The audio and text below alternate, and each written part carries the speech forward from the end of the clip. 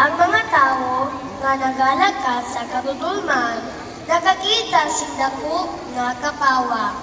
Nagapuyo sila sa duta sang mga landong.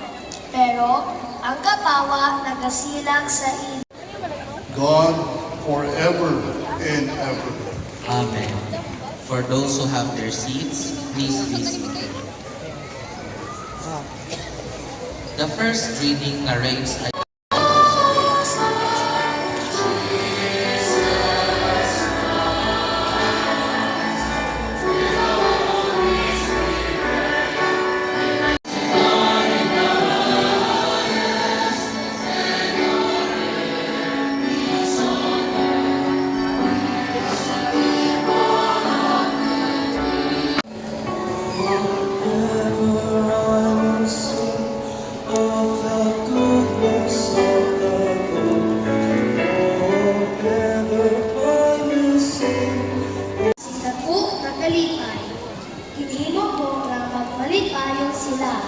Magahugyaw sila sa imo-ginimo, subong sang paghinugyaw sang mga tawo nga nagaan.